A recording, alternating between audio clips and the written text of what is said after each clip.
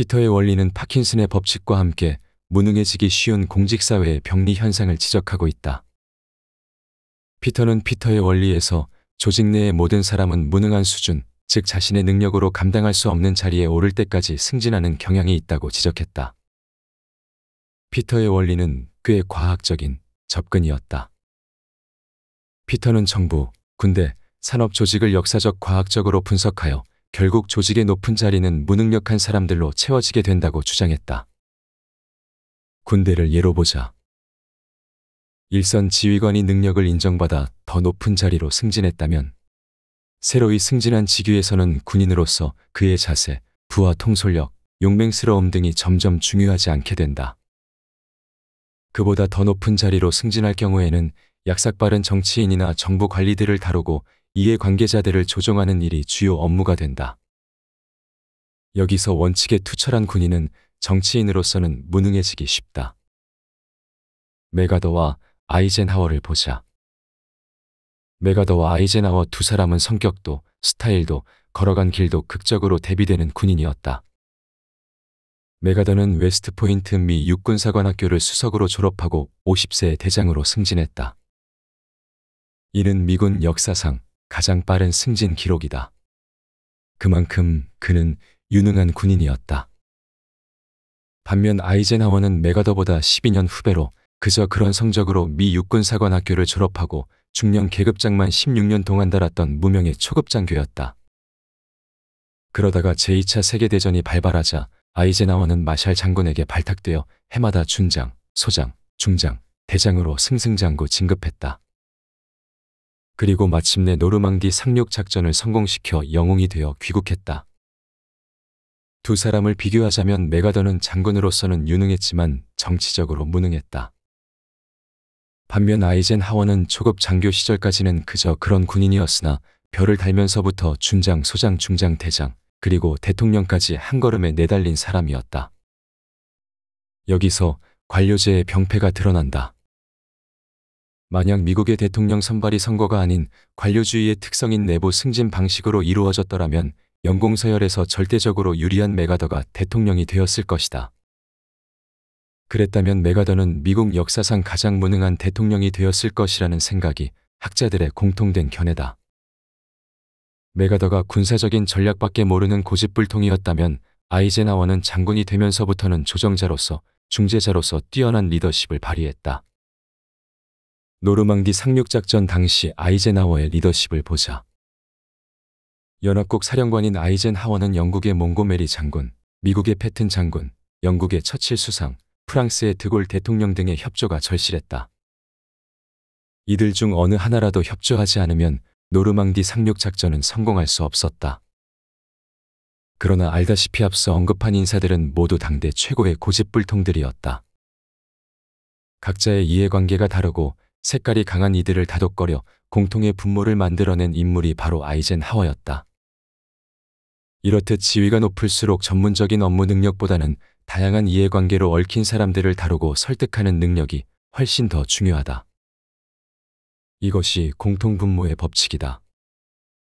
메가더와 아이젠하워 두 사람에 대한 평가는 뉴욕타임스의 제임스 C. 홉스 기자의 회고록에서 극명하게 나타난다. 그는 어느 날 메가더와는 점심 식사를, 아이젠하워와는 저녁 식사를 같이 할 수 있는 행운을 얻었다. 그는 이렇게 적고 있다.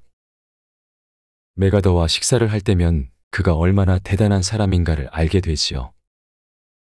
그러나 아이젠하워와 식사를 함께하면 제가 얼마나 대단한지를 알게 된답니다.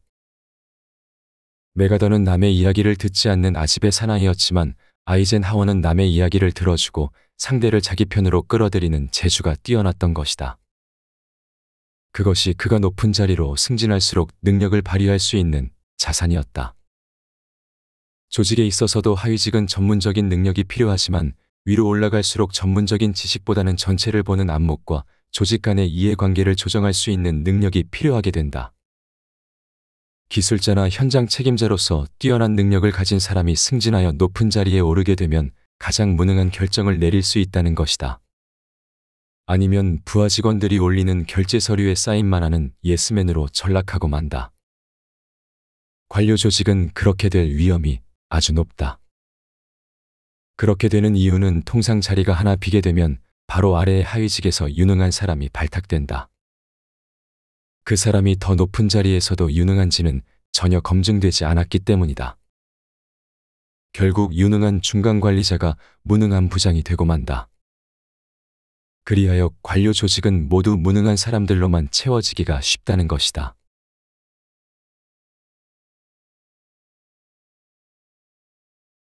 도전과 응전의 법칙. 영국인들은 청어를 아주 좋아했다. 하지만 청어가 잡히는 곳은 북해나 베링 해협 같은 먼 바다였기에 싱싱한 청어를 먹기가 쉽지 않았다. 배에 싣고 오는 동안에 대부분 죽기 때문이다. 그런데 언제부턴가 살아있는 청어가 런던 수산시장에 대량으로 공급되기 시작했다. 그 비결은 청어를 운반해오는 수조에 청어의 천적인 물메기 몇 마리를 함께 넣는 것이다. 천적에게 잡히지 않으려는 노력이 청어를 살아있게 하는 원동력이 된 것이다. 영국의 역사학자 토인비는 저술과 강연에서 청어 이야기를 자주 인용했다. 자신의 역사 이론인 도전과 응전의 법칙을 비유적으로 설명하기에 적합한 소재였기 때문이다. 토인비는 불멸의 저작, 역사 연구에서 인류의 역사를 도전과 응전의 과정으로 보고 있다. 외부의 도전에 효과적으로 응전했던 민족이나 문명은 살아남았지만 그렇지 못한 문명은 소멸했다. 또 도전이 없었던 민족이나 문명도 무사한 일에 빠져 사라지고 말았다. 토인비는 20년 동안 26개의 문명권이 등장하고 쇠락하는 과정을 추적하면서 도전과 응전에 매달렸다. 토인비는 문명을 일으킨 자연환경은 안락한 환경이 아니라 대부분 가혹한 환경이었다고 말한다. 자연 조건이 지나치게 좋은 환경에서는 오히려 문명이 나타나지 않았다. 고대 문명과 세계 3대 종교의 발상지가 모두 척박한 땅이었다는 것이 이를 증명한다. 토인비는 가혹한 환경에 성공적으로 응전한 사례로 이집트 문명, 수메르 문명, 미노스 문명, 인도 문명, 안데스 문명, 중국 문명 등을 들고 있다. 이집트 문명을 일으킨 민족은 원래 아프리카 북부 지역에서 수렵 생활을 하며 살고 있었다. 지금부터 5, 6천 년 전 아프리카 북부를 걸치고 있던 강우전선이 북유럽 쪽으로 차츰 이동했다. 그러자 아프리카 북부와 남아시아 지역은 빠르게 건조 사막지대로 변해갔다. 이들은 이론상 세 가지 선택을 할 수 있었다. 그곳에 남아 기존의 수렵 생활을 영위하면서 연명하거나 그 자리에 남아있으되 수렵 생활 대신 유목이나 농경 생활로 살아가는 방식을 바꾸거나 거주 지역과 생활 방식을 모두 바꾸거나 셋 중 하나였다. 그리고 세 가지 응전 중 어느 것을 택했느냐에 따라서 이들의 운명이 갈렸다. 그 자리에 남아 조상들의 방식대로 수렵 생활을 계속했던 부족은 오래 가지 못하고 사라졌으며 생활 방식을 바꾼 부족은 지금 아프리카 스텝 지역의 유목민이 되었고 나일강변 밀림 지역으로 옮겨 농경과 목축을 선택한 부족들은 마침내 찬란한 이집트 문명과 수메르 문명을 일궜다. 나일강변은 수량이 풍부하고 땅이 비옥해서 농사짓기에는 적합했지만 해마다 반복되는 나일강의 범람은 또 다른 도전이었다. 그러나 그런 도전이 있었기에 이집트 문명이 가능했다. 해마다 반복되는 범람 시기를 예측하기 위해 천문학과 태양력이 발달했고 범람 후의 경지 측정을 위해 기하학이 발달했다. 범람을 막기 위해 대대적인 제방 공사를 하는 과정에서 도르래와 수레가 발명되었다. 그리고 이것은 피라미드를 건설하는 기반 기술이 되었다. 고대 중국 문명을 보자. 중국에는 양쯔강과 황허강, 이렇게 두 개의 큰 강이 대륙을 가로지르고 있다. 양쯔강 유역은 기후가 따뜻한 데다 강물의 흐름도 완만하고 농토가 비옥하여 농사짓기에 안성맞춤이었다. 그러나 쿨룬 산맥에서 발원하여 바레만으로 흐르는 황허강은 혹독한 추위로 겨울이면 얼어붙어 배가 다닐 수 없었다. 더구나 해마다 범람을 반복하여 많은 생명과 재산을 앗아갔다. 그러나 고대 문명을 일으킨 지역은 양쯔강이 아니라 바로 험난한 황허 강변이었다. 토인비는 외부의 도전이 없어 스스로 사라져버린 문명으로 고대의 마야 문명을 들고 있다. 고대 마야는 기원전부터 중앙아메리카를 중심으로 화려한 꽃을 피우던 문명이었다. 학계에서는 수학, 천문학이 발달했고 웅장하면서도 화려한 건축물을 남긴 이들이 AD 900년경에 갑작스레 사라진 이유를 두고 공룡의 멸종만큼이나 의견이 분분하다. 하나 분명한 것은 이들에게는 외부에 적이 없었다는 점이다. 그렇게 태평성대를 누리다가 시련이 닥치자 갑자기 사라진 것이다. 반대로 가혹한 시련을 이겨낸 민족은 더 강하게 일어선다. 세계에서 가장 혹독한 순환을 받은 민족으로 유대민족이 꼽힌다. 그들은 2000년 동안 나라 없이 세계를 떠돌며 박해를 받았다. 기독교 세계였던 중세 유럽에서 유대인들은 예수를 죽인 민족이라 하여 가혹한 핍박을 받았다. 제2차 세계대전 기간에는 히틀러에게 600만 명의 유대인들이 학살당했다. 유대인들은 제1, 2차 세계대전 후 미국으로 가 월가를 중심으로 금융업을 일궜고 현재는 실질적으로 미국을 움직이고 있다. 그처럼 가혹한 시련을 이겨냈기에 그들은 세계 인구의 0.3%에 불과하지만 노벨상 수상자의 30%를 배출할 수 있었다. 노벨 경제학상만 보면 60%가 유대인들이다. 이것이 도전과 응전의 법칙이다.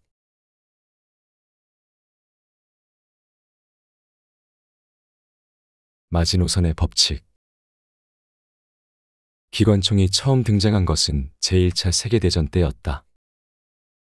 기관총의 등장으로 화려한 금장복장의 말을 타고 대오를 갖춰 위세를 자랑하던 기마병들은 자취를 감췄다.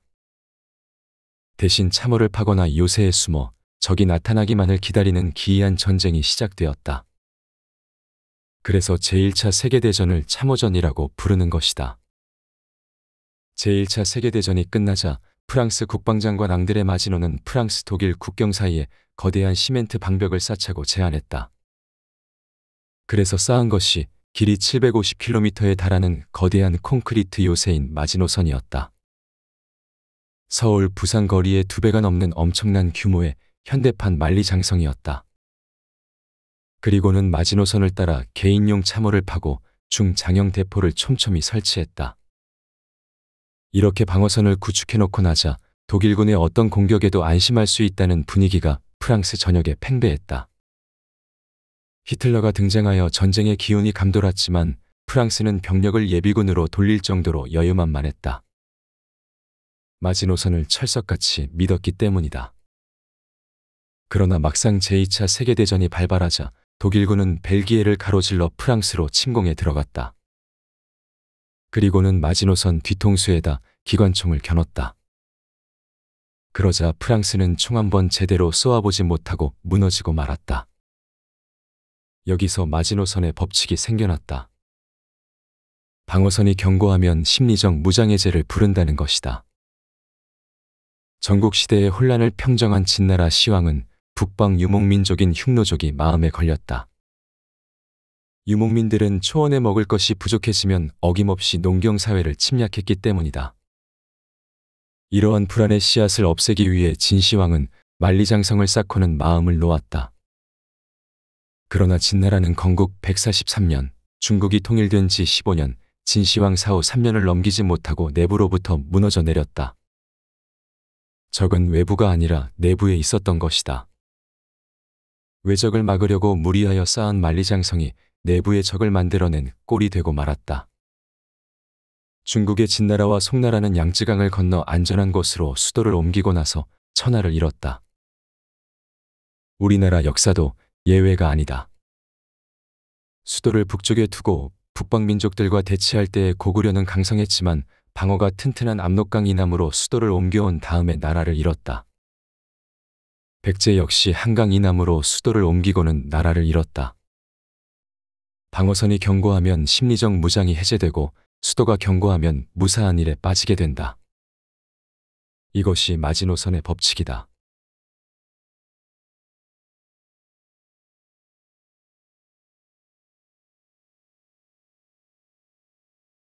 오컴의 면도날 법칙.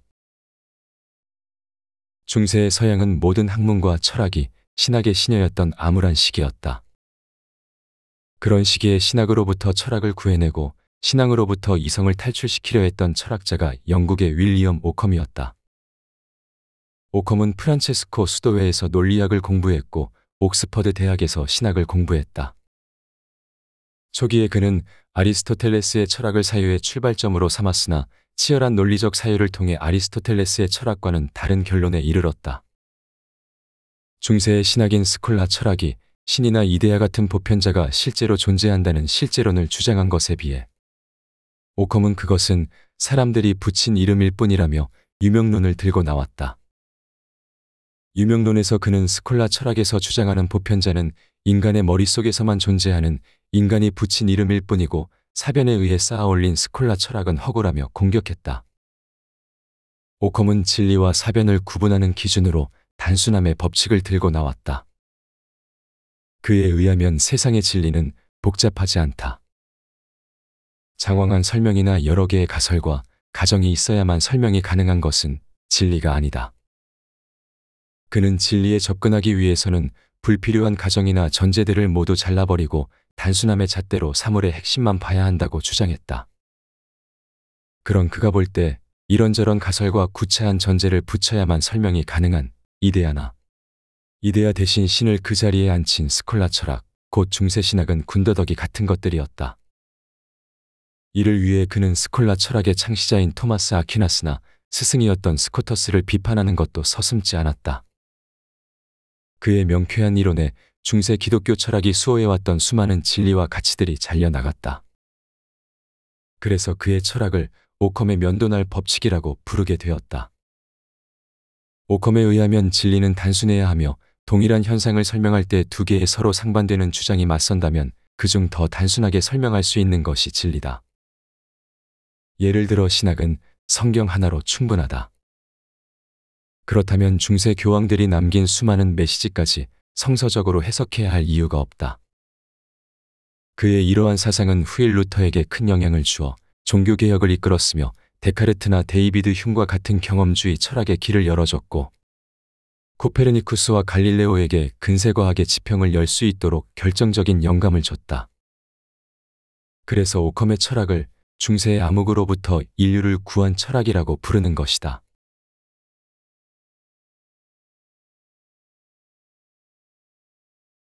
깨진 유리창 법칙. 하인리 이 법칙을 역으로 적용하자면 대형 교통사고를 예방하는 가장 좋은 방법은 사소한 교통질서부터 철저히 단속하는 것이다. 모든 범죄가 마찬가지다. 사회의 어두운 곳을 없애면 범죄가 설 자리도 점점 더 좁아지는 것이다.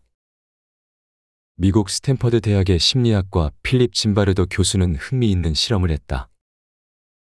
낙후된 골목에 상태가 비슷한 자동차 두 대를 세우고 한 대는 보닛을 조금 열어둔 상태로 다른 한 대는 보닛을 열고 유리창도 조금 깨진 상태로 내버려뒀다. 그리고서 일주일 후에 봤더니 유리창이 깨진 자동차는 배터리와 타이어를 빼가고 사방에 낙서하고 돌을 던져 거의 고철 상태가 되어 있었다. 두 자동차는 유리창이 조금 깨진 것밖에 다른 점이 없는데도 그런 차이가 난 것이다. 여기서 깨진 유리창 법칙이 나온다. 일단 금이간 유리창은 전체가 쉽게 망가진다는 이야기다. 뉴욕 경찰은 지하철 범죄로 골머리를 앓고 있었고 맨해튼가는 밤에 사람이 다닐 수 없을 정도였다. 뉴욕시 경찰국장은 깨진 유리창 법칙에서 힌트를 얻어 범죄의 심리적 온상이 지하철 낙서라고 판단하고 그때부터 낙서를 없애기로 마음먹었다. 그러나 지워도 다시 낙서하는 바람에 낙서를 완전히 뿌리 뽑기까지는 5년이 걸렸다. 마침내 1989년이 되어 지하철의 낙서를 완전히 지웠다. 그러자 범죄율이 서서히 줄어들다가 1994년에는 절반 가까이 줄어들었고 중범죄의 경우는 75%가 줄어드는 기적이 일어났다.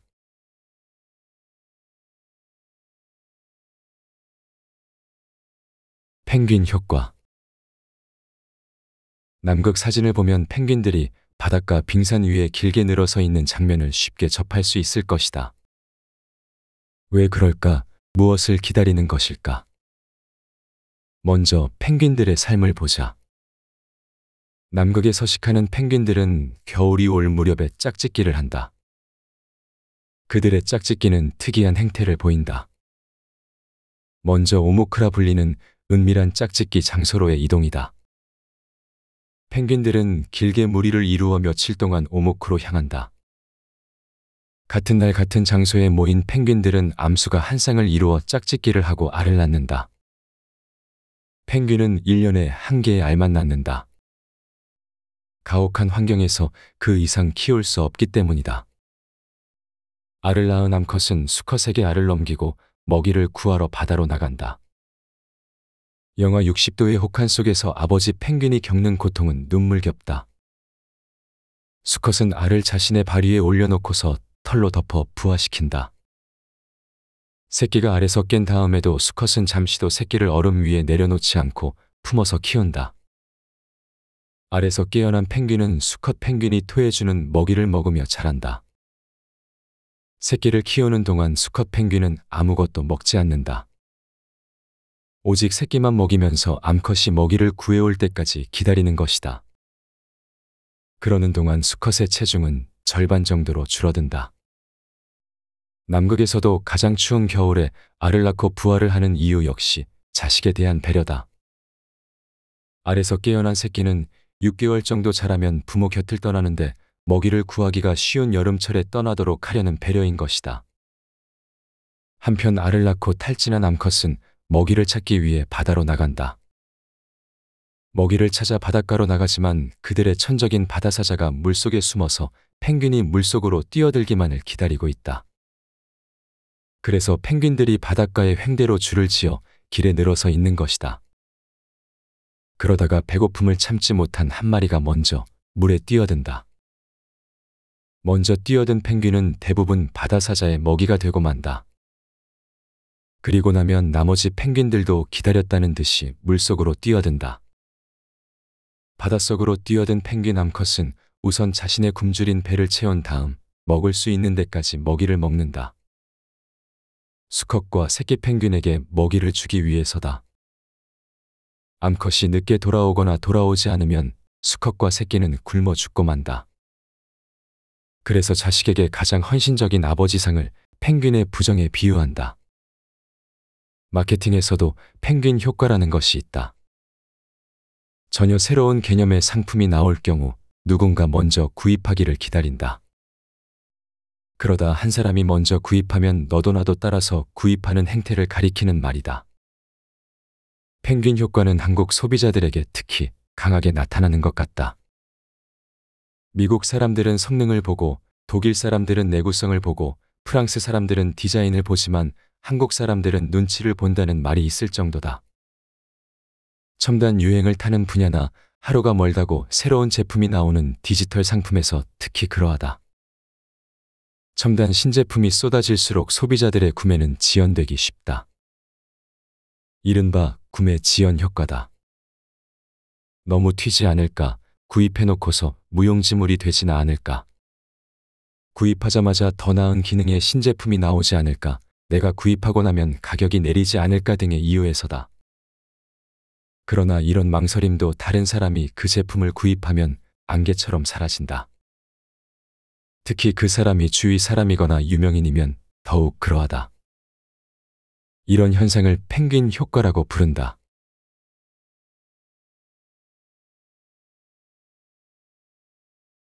붉은 여왕의 법칙. 어린 시절부터 불가능을 꿈꾸던 앨리스는 19살이 되어 한 연회에 갔다가 꿈에서 봤던 조끼 입은 토끼를 보게 된다. 호기심에 토끼의 뒤를 쫓던 앨리스는 토끼굴 속으로 빠져 이상한 나라로 가게 되고 그곳에서 희한한 일들을 겪는다. 거기에 이런 장면이 나온다. 앨리스가 숨을 헐떡이며 달렸다. 앨리스가 말했다.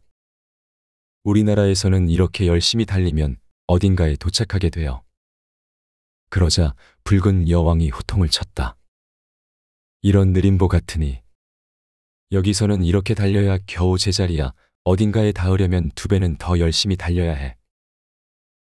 그 세계에서는 앨리스와 붉은 여왕도 달리지만 주위의 사물도 함께 달리고 있다. 그래서 아무리 달려도 그 자리만 맴돌 뿐이다. 옆으로 움직이는 에스컬레이터를 반대로 타면 움직이는 속도만큼 달려야만 제자리 걸음을 할 수 있는 것과 같은 이치다. 이 작품은 아이들에게 즐거운 상상력을 주기 위해 쓴 동화이지만 오히려 적자 생존의 법칙이 지배하는 현대 사회를 설명하기에 안성맞춤이 되었다. 사람들은 모두 나름대로 열심히 달린다. 그러나 주위를 둘러보면 자신은 그 자리에서 맴돌거나 뒤처져 있기 일쑤다. 나도 달리지만 다른 사람들은 더 열심히 달리기 때문이다. 영양과 얼룩말이 살고 있는 아프리카 초원에는 치타도 함께 살고 있다. 치타가 살아남기 위해서는 최소한 둘 중에서 하나를 잡을 수 있을 정도로 진화해야 한다. 반면 영양이나 얼룩말의 입장에서는 치타보다 더 빨리 달릴 수 있도록 진화해야 한다. 그렇지 못하면 누군가는 지구에서 사라져야 한다. 지금까지 지구에 존재했던 생명체의 90%가 멸종했다. 개별적인 종의 입장에서는 나름대로 열심히 달린다고 달렸지만 주위의 경쟁자들이 더 빠른 속도로 달려 생존 경쟁에서 낙오하고 만 것이다. 기업 경쟁은 더 치열하다. 21세기 기업 경쟁을 일컬어 무한 경쟁이라고 표현한다. 여기서 살아남고 남보다 앞서려면 붉은 여왕의 법칙대로 2배는 더 열심히 달려야 할 것이다.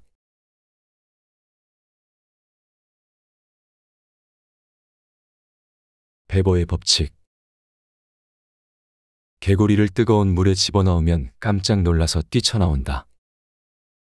하지만 차가운 물 속에 넣어두고 조금씩 서서히 열을 가하면 개구리는 죽고 만다. 물이 뜨거워지는 것을 느끼지 못하기 때문이다. 사람의 감각도 마찬가지다. 우리의 감각은 기존의 자극보다 일정 비율 이상 더 큰 자극이 주어져야만 그 차이를 느낄 수 있다. 독일의 생리학자 베버는 역도에서 이 법칙의 힌트를 얻었다. 300g의 추를 오른손에 들고 있을 때 왼손에 305g의 추를 들고 있어서는 그 차이를 쉽게 알 수 없다. 306g 이상의 무게가 되어야 왼손의 추가 더 무겁다는 것을 느끼게 된다는 것이다. 또 오른손에 든 추가 600g이 되면 이번에는 왼손의 추가 612g이 되어야 비로소 차이를 느낄 수 있다. 즉 2배 이상의 자극이 가해져야 차이를 느낄 수 있는 것이다. 정리하자면 같은 종류의 두 자극을 구별할 수 있는 최소 차이는 자극의 세기에 비례한다는 것이 베버의 법칙이다. 처음에 자극이 약할 때에는 다음에 자극이 조금만 강해도 자극의 변화를 느낄 수 있으나 처음에 자극이 강할 때에는 일정 비율 이상의 자극이 주어져야만 그 차이를 느낄 수 있다는 것이다. 밤에는 작은 촛불도 밝게 느껴지지만 낮에는 형광등을 켜도 잘 느끼지 못하는 것과 같다. 현실로 눈을 돌려보자. 우리나라처럼 각종 사건 사고가 많이 일어나는 나라에서는 웬만한 사건은 그냥 덤덤하게 느껴진다. 금융사건이라면 몇억 몇십억은 일상적으로 봐왔던 것이기에 그리 심각하게 느껴지지 않는다. 적어도 몇백억 정도는 되어야 피부로 느끼게 된다. 군인들이 힘들게 훈련을 하는 것도 베버 효과를 노린 것이다. 힘들게 훈련하고 나면 실제 전투가 벌어져도 그리 힘들게 느껴지지 않는다는 것이다. 이러한 베버의 법칙은 정치적으로 이용되기도 한다. 집권자들에게 불리한 사건이 터지면 다른 더 큰 사건을 터뜨려 무감각하게 만드는 것이다. 이전에 정권에서 선거 때만 되면 터지던 부풍 사건 같은 것이 그러한 사례다. 조직에서도 종종 애용되고 있다. 회사에서 눈엣 가시처럼 미운 사람이 있을 때 그 사람을 쫓아낸다면 누구나 미운 털이 박혀서 그렇다는 것을 눈치챌 것이다. 그러나 그 사람과는 상관없는 부서에서 먼저 인원 감축을 단행한 다음에 미운 사람을 쫓아내면 아무도 알아채지 못하게 된다.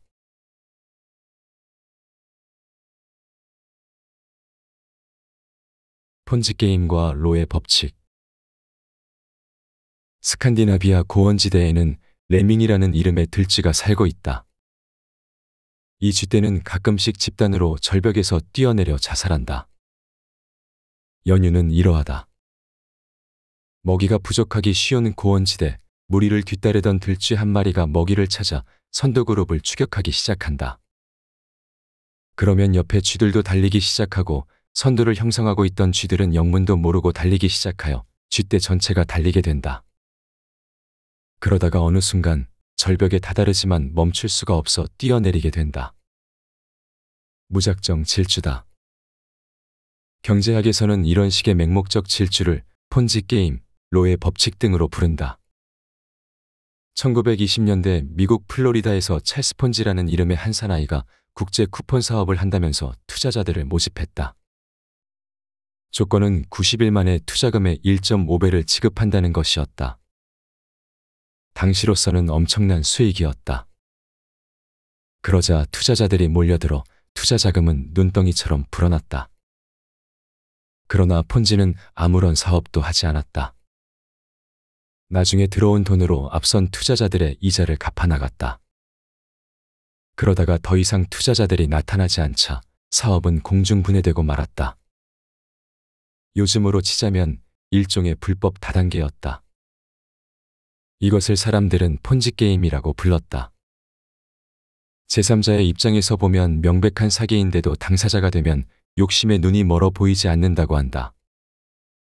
처음에는 눈이 멀어서 안 보이고 나중에는 무언가 의심이 가지만 믿고 싶어진다는 것이다.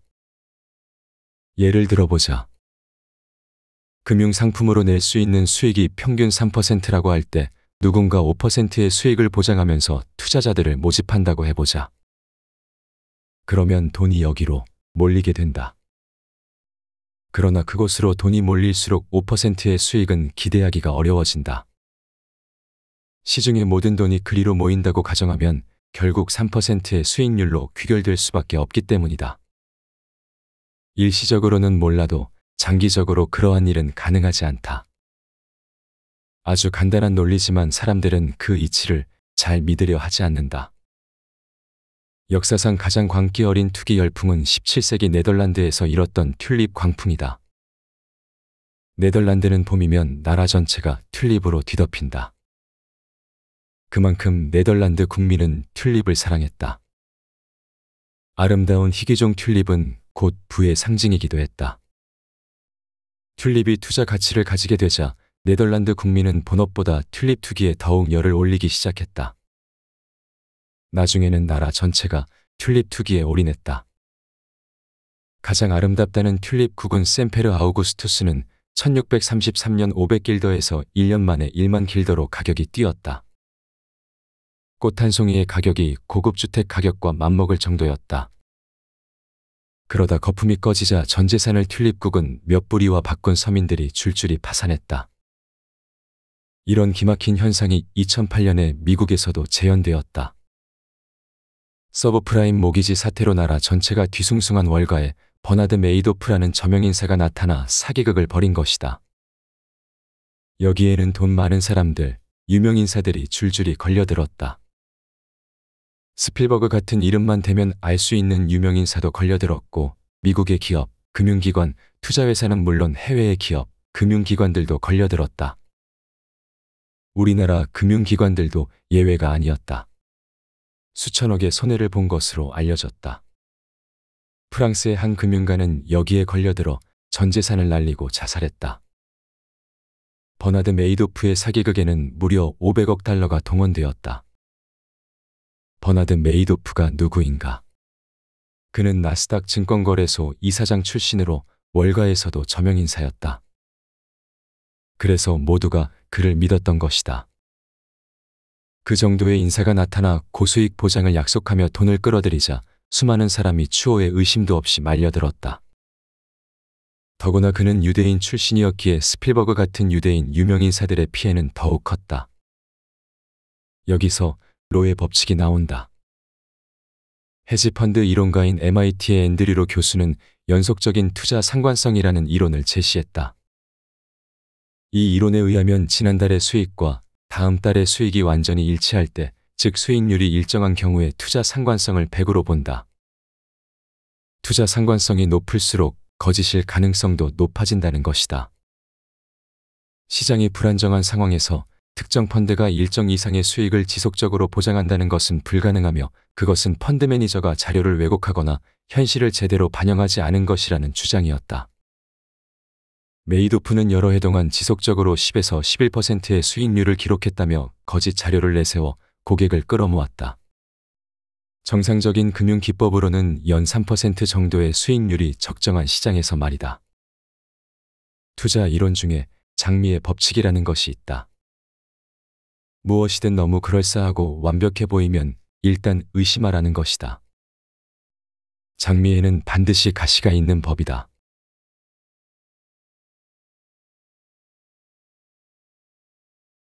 볼테라의 법칙. 자연계가 추구하는 것은 평형이지만 온전한 평형을 유지하는 것은 순간일 뿐, 자연계는 늘 요동치면서 평형을 향해 나아간다. 제1차 세계대전 기간의 아드리아해는 이탈리아 해군이 오스트리아와 헝가리 해군을 맞아 치열한 접전을 벌이던 곳이었다. 생태학자 단코나는 전쟁이 끝난 후 바다 생태계를 조사하던 중 놀라운 사실을 발견했다. 전쟁 동안 고기를 잡지 않았음에도 물고기 개체수는 상당히 줄어든 반면 상어와 육식어의 개체수는 전쟁 이전보다 월등히 높아져 있었던 것이다. 단코나는 이 같은 사실을 수학자 볼테라에게 상의했다. 여기서 나온 것이 볼테라의 법칙이다. 편의상 바다에 사는 많은 종의 물고기들을 포식자와 피포식자로 나누기로 하자. 어업 활동이 활발해지면 물고기가 줄어들지만 이를 먹이로 하는 육식어종의 개체수도 감소한다. 상어로서는 먹이를 어부들에게 빼앗기는 결과가 되는 것이다. 상어의 수가 줄어든다는 것은 물고기로서는 천적이 사라진다는 의미, 따라서 물고기의 수는 의외로 빨리 늘어난다. 반대로 전쟁으로 인해 어업 활동이 중지되면 먹이가 많아지게 되고 이는 상어의 먹이가 풍부해지는 결과를 낳는다. 그렇게 하여 상어의 개체수는 늘어나는 반면 물고기는 오히려 감소한다는 이론이다. 자연계의 역설이라고 할 수 있다. 마오쩌둥 시절 중국에서는 아까운 벼를 쪼는 참새를 박멸하자며 대대적인 참새 박멸 운동을 벌였다. 몇 년 후 참새는 대폭 줄어들었지만 그만큼 벼 수확량도 줄었다. 천적인 참새가 줄어들자 해충의 개체수가 몇 배로 늘어나 벼농사를 망치게 된 것이다. 살충제를 사용하여 벼농사를 망치는 해충을 대대적으로 박멸하면 어떤 결과가 나타날까? 살충제로 해충이 죽으면 해충을 먹고 사는 새들도 죽게 된다. 새들은 살충제에 오염된 해충을 먹어서도 죽고 먹이가 부족해서도 죽는다. 결과적으로 천적이 줄어들어 해충의 숫자는 오히려 더욱 늘어나게 되는 것이다. 볼테라의 모델은 후에 미국의 화학자 로트카에 의해 좀 더 정교하게 정리되었다. 지금은 로트카 볼테라의 법칙으로 알려지고 있다. 이런 현상은 인간사에도 그대로 적용된다. 서민을 위한다고 생필품 가격을 인위적으로 통제하면 업자들은 수지가 맞지 않는 그 상품의 생산을 줄이게 되고 그 결과 가격은 더욱 올라 서민들은 더 큰 고통을 겪게 되는 것이다.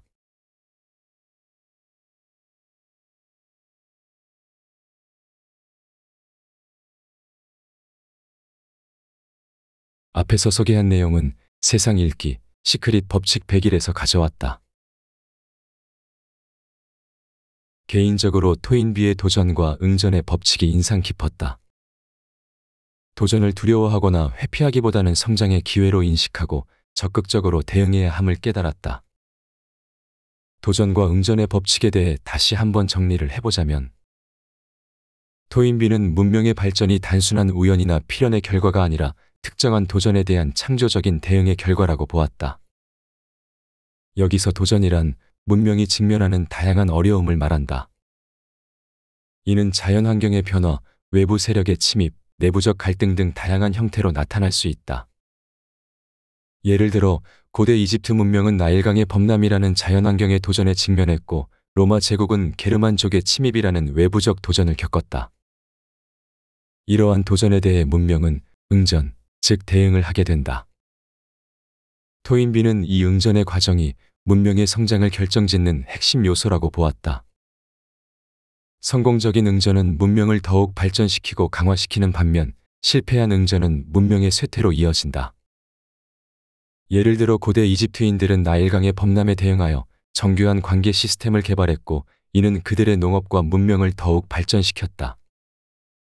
그러나 문명이 항상 성공적으로 도전에 응전하는 것은 아니다. 때로는 도전의 강도가 너무 강하거나 문명 내부의 역량이 부족하여 적절히 대응하지 못할 수 있다. 또한 과거의 성공적인 응전 방식에 안주하여 새로운 도전에 적응하지 못하는 경우도 있다. 이러한 상황에서 문명은 쇠퇴의 길을 걷게 된다. 토인비의 이론은 단순히 과거의 문명을 설명하는 데 그치지 않고 오늘날을 이해하는 데도 유용한 틀을 제공한다고 생각한다. 오늘날 우리가 직면한 문제들도 일종의 도전으로 볼 수 있으며 이에 대한 우리의 응전이 미래를 결정짓게 될 것이다. 이 책은 다양한 패턴 뒤에 숨겨진 세상을 움직이는 법칙들을 쉽고 흥미롭게 풀어낸다.